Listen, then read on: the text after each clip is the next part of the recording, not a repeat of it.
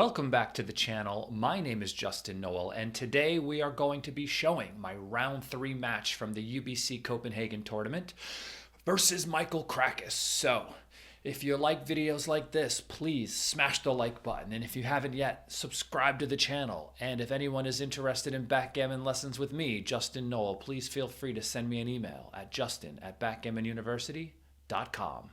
All right, and let's begin. Here we are, starting our 7-point match versus Michael Krakus. Starting with an opening 3-1 is very good advantage. 4-2, of course, makes the 4-point. 5-3 just plays 2 down.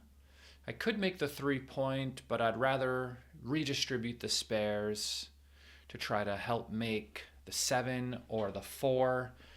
He just hit me with a 6-3 and I fanned, which is very annoying. And then I fanned again after he made the 5-point, which is awful. I don't love this, but I have a 24-point anchor, which isn't great, but he only has 8 checkers in the zone.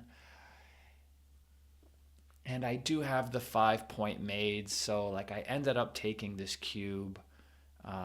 It ended up being like a tiny correct take, but I wouldn't have lost sleep over it had I passed, of course.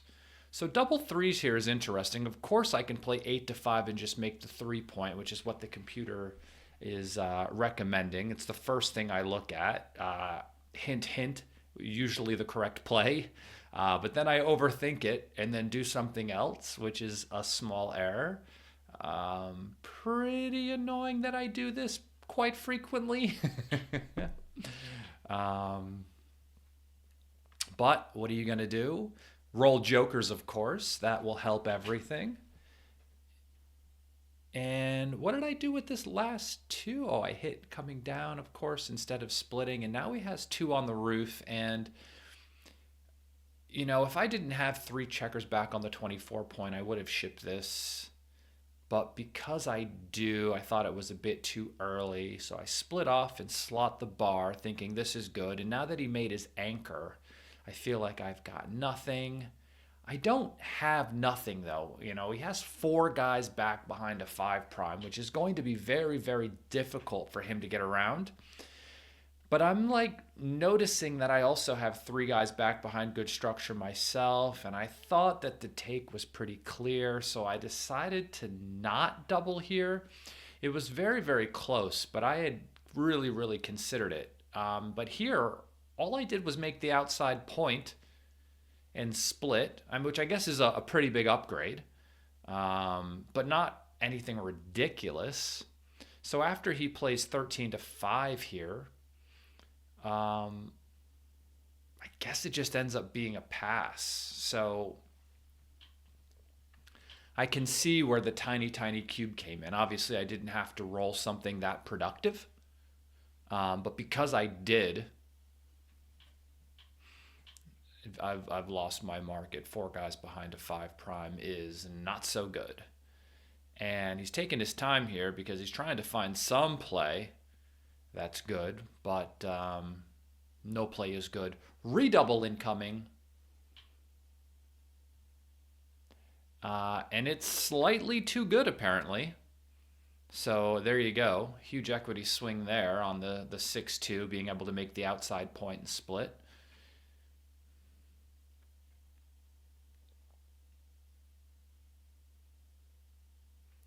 And yeah, the pass is pretty clear. This game is just too difficult to turn around.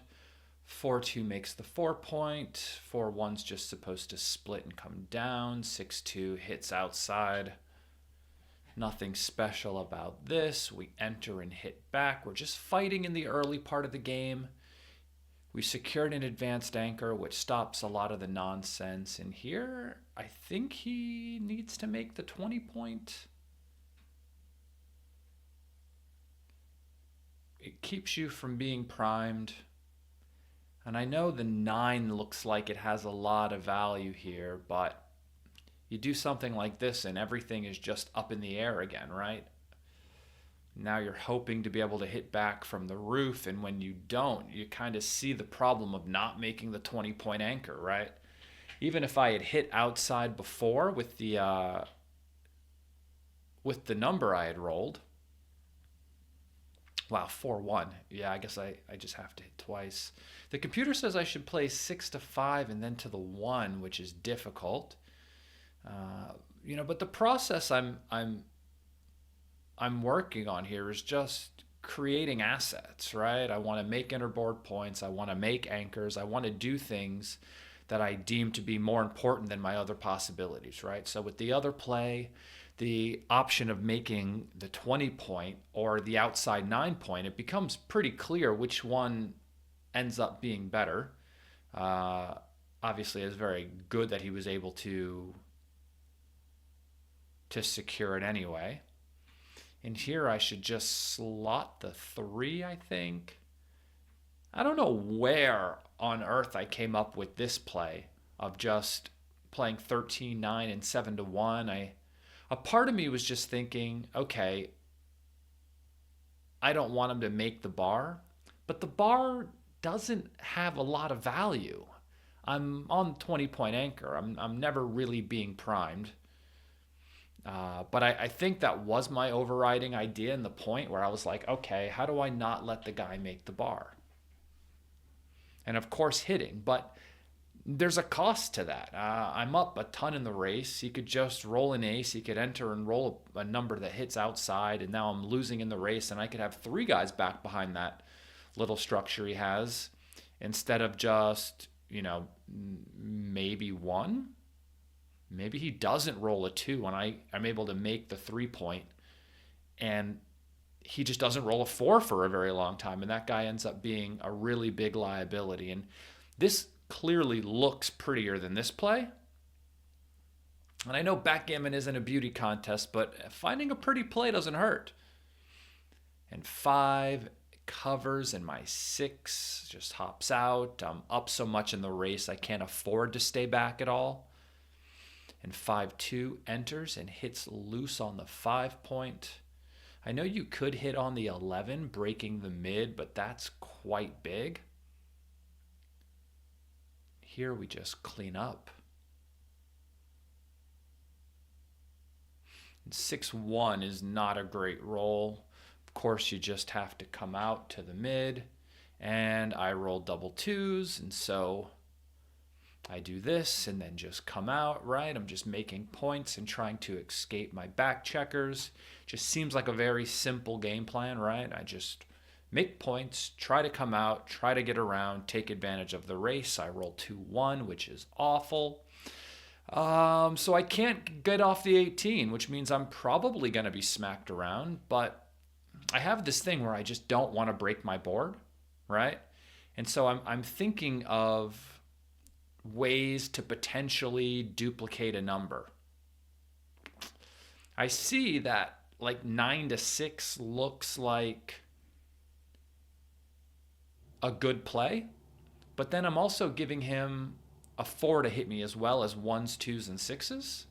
And the one good thing about 7 to 4 is that it at least duplicates the number 2 to hit me on the 18. So it doesn't give him a new number. This looks better overall, but just if you look at the number combinations, now he has 1s, 2s, 6s, and 4s to hit me. And that can't be good, right? So I decide to go with the play that duplicates the number 2, even though it looks uglier than the other play. Like I said, backgammon isn't a beauty contest, although sometimes the prettier play does win out. But if I'm just trying to get around, tactics are really important, and giving him an extra number to hit me doesn't sound like a good idea to me. So the 5-2 hits, so the 2 hits, and I guess we just do it this way, yeah. And I roll a 2-1, and yeah, I could have slotted the 3, I thought about it. Coming up to the 22 doesn't really add much to the position because he does have the 9-point, and so I can't really escape with more numbers. So I guess slotting the 3 had value there because the ace couldn't really be played anywhere else. And this 3-2, he decides to hit, but the cost is super high of getting hit back. There's no like super clean way to hit. No, he just does this. He doesn't hit. What does he do? Oh, he just plays 13 to 8. So he decides to leave the shot there. Yikes. Okay, well that's a bit tough because obviously I'm just going to continue to attack you, right? Like if you're not going to attack me, which was I guess the second best play, you should at least stop me from attacking you. And this double twos is very good. And yeah, I just gain a little mobility here. I don't want to leave a shot from the 13, right? He hits me back from the roof. And this 2-1. Yeah, right. Just trying to get home. And double threes is a fantastic shot. Clearing the 18 point, making life easy. And I know my board is a bit busted right now, but I'm still up like 30 something pips after the play. And my 6 can be cleared from the 15. So I just feel like I'm up enough in the race that this position is going to play mostly like a normal race / holding game. So I decided to give it a cube. It was a good cube. It's a very easy position to play where I know I just have a ton of winning chances and there aren't many turnarounds. I might leave a single shot. I might leave nothing, like when I roll double fours here, which just makes my life super easy. He rolls 4-3, and now, of course, this would be a monster pass. I'm up, 50 pips in the race.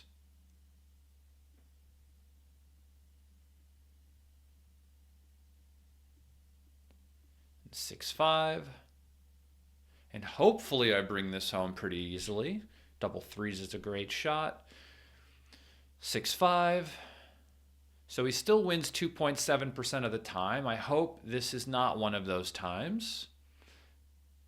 Now he wins even less. And so I'm up 4 points.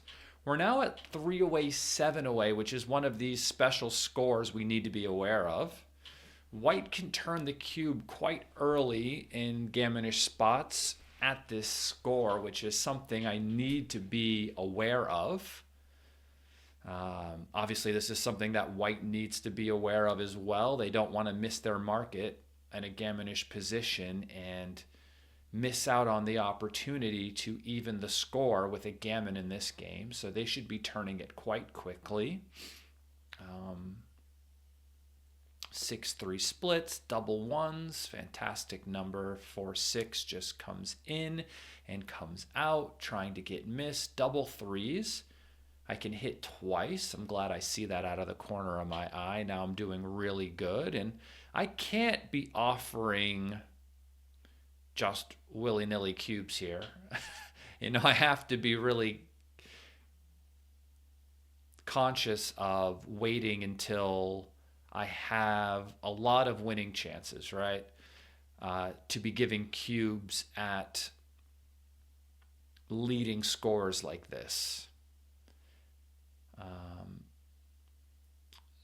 So I could lift the guy on the 7, which the computer is advocating by 1%, but I want to make the 7 so bad. I just feel like I need to leave it there because if I make the 7 point, I'm doing really good, and I'm just going to try to get away with it. I do not get away with it. 6-3 hits 2, and now he rolls. I just enter with 1.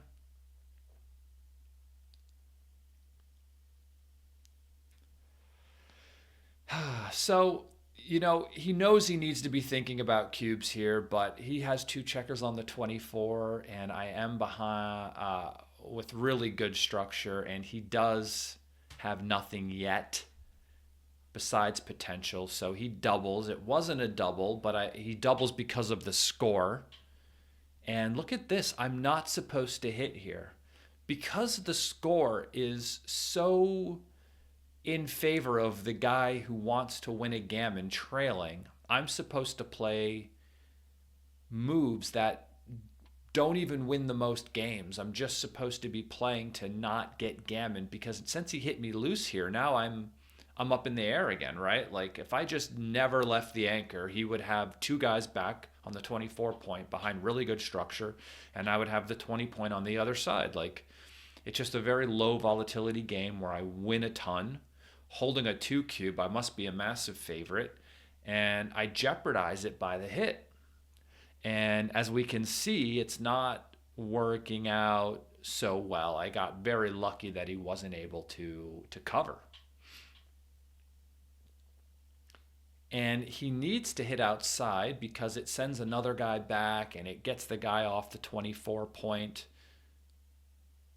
And here, right, we just make solid structure and split off. This is actually wrong. I'm supposed to hit and split off, which is tough for me, but I can see that the threes are duplicated and he could just fan. I see it. I just don't pull the trigger on it because I feel like I'm playing with more blots than I want to play with at the score. And he rolls double six, and so that would have went from a fan where the guy just doesn't enter to now he gets to consolidate his whole position, which is, of course, annoying. And I roll 2-6, and I hit back, and of course I just need to extract the checker from the weakest spot on the board, which is the 24. And now he needs to enter and hit on the 5 point. And I need a 5. I don't roll 1, and now I feel like I'm dead. 4-3 attacks on the 2 point. And just as quick as that, I am a dead man. And 6-3 hits loose and comes down. 1-6 and 2-1. He makes the 5. I'm like praying for an ace. Please give me an ace. Thank goodness. I just don't want to lose a gammon here. I don't care about losing the game anymore. I mean, I cared a while ago, but now I care more about not losing a gammon. So this anchor is like huge for me. And I'm fanning, which is okay. You know, preserves my timing at least, I guess, if I could say anything positive about it. In 2-1, he doesn't get to make the bar, which is good for me. 6-4, I double hit. And he hits back with the 3, and now I feel like I'm getting gammoned again. 1-6 just comes out. 6-6 fan. 6-6, okay. He does get to make the bar now. I'm not doing very good. I go from thinking I'm getting off of the gammon to now I'm getting gammoned again. Please do not hit the guy on the 14 is all I'm thinking. I just don't want them to roll a 2 or a 7 that hits. And of course they're trying to find ways to make those numbers hit. So he should have played a bit bigger to give himself more chances to hit, just because the gammon is so valuable for him here. And now that I get to start moving these checkers in the outfield, I feel like I'm saving gammons with every roll. And so I slot the bar and I come down and, you know, I'm just trying to put 6 checkers in a row and I get a shot. Give me a 6, and I do get a 6. Let's go. Please don't hit me. 3-1. Okay, he has to come in high and play the ace somewhere. And now I need to make the structure. What am I doing? So 4-1 actually makes the 3. I don't see it immediately, but then I see it, and this is great. And now 5-4. I could hit on the deuce, I think. No, I can't. I don't see a way to hit. So I would love to make the 7, but I don't want to leave these numbers out here to just get hit because I'm happy enough just getting off the gammon. And so I leave the guy on the 14 just in case he rolls a 5-2, 5-3, 5-4, 5-6 sort of number. It at least gives me a shot back at him. And he's rolling double ones, so he can't get out, and he starts moving checkers on the inside. And I'm hoping to point on him. Please let me point on him.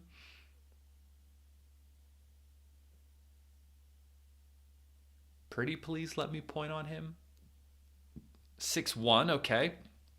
I can't come out yet because there's just too many numbers that are going to attack me loose. And I don't want to break my 8-point to hit because his position is stripped in his home board. If he doesn't roll a 5 here, he might have to break his board, right? He could roll a 6-4 and leave a shot, but he rolls 5-3, which is annoying, of course. And now I just slot the 2-point. And he rolls 5-4. And 3-1. And 4-1 should just take nobody off, I think. It just makes for the safer play long term. Just by playing 6-2 and 5-3, you don't leave yourself awkward anywhere. Leaving a gap in the structure could always come with consequences of trying to jump over this phantom point later on. All right, and he clears the 6 and takes a checker off. And I have this 3-4 in the books. And 2-1 just takes a guy off. And double 5s, okay. Well, now I'm not getting gammoned, which I feel good about. 4-1 makes the point. Should make the point. Oh, now I can enter with aces. Okay, so now there's a chance I could get a shot. 2-1, nope, that just points on me. No shots. Double 6s. All right, so now I'm not getting gammoned. But apparently, not winning the game either. And I'm going to lose 2 points here, I believe, 100% of the time. 99.9% of the time. I don't know what variation causes me to... Okay, 100% now. 5-3 and 4-1. All right, let's get to the next game. 4-3, 2 down. So now we're at 3 away, 5 away. Plays 2 down, 6-5 just runs. 5-3 makes the 5-point. 5-1, and I just step up, putting a little pressure on the 8-point. 4-2 should just make the 9, I guess. And because of the stack, maybe you should just play 6-4. All right, so I could make the 1 point, but I think I know here that just keeping the 7 and making the deuce is better. I've seen this pattern a bit. 6-5 just comes around. And 4-4, okay. So I make both inner board points.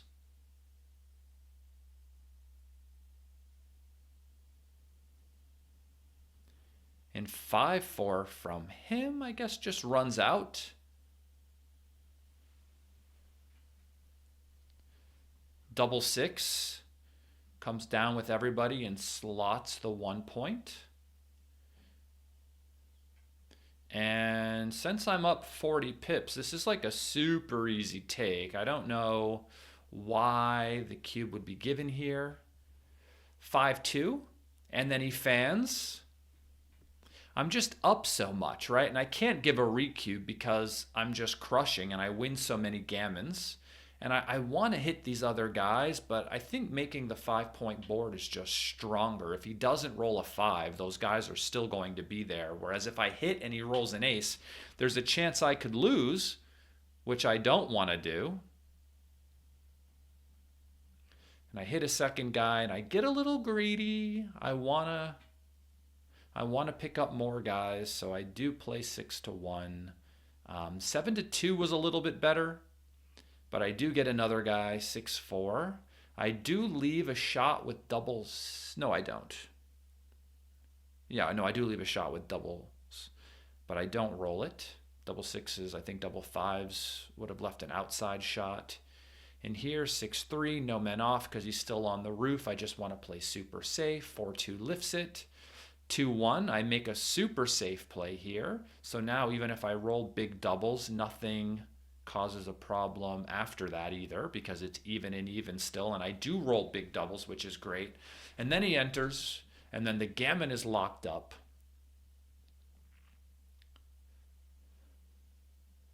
Four, 2, and we're just going to finish taking our checkers off. And we will see what the PR is for this match. I know there were a few mistakes, but I don't think I did anything crazy in this game. So, okay, so the PR says it's a 2.5 versus a 6.92. I would say there's just a few cube mistakes that I think hurt the PR, and it was at the 3 away, 5 away score, kind of just giving that to me. All right, well, thank you all for joining me again for round 3 of the UBC Copenhagen tournament. I'm glad you made it to the very end.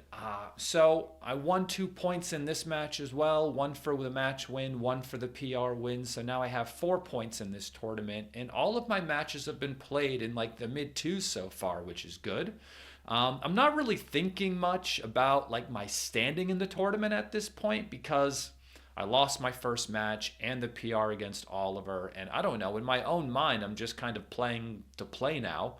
I'm not really playing to make it to the finals of this thing, because I just am not thinking that I have a shot at it. I don't really know what's going on with the rest of the bracket at this time. I just play, and then I leave the room, and then I come back for the next match. You know, I'm not really giving it much consideration, which I think might have been good for me, because there's no pressure there, right? It's not like I know I'm battling it out with anybody, but we'll see how it goes in the next match, and then in the next one, and then in the next one, and then in the next one, all right? So thank you all for tuning in today.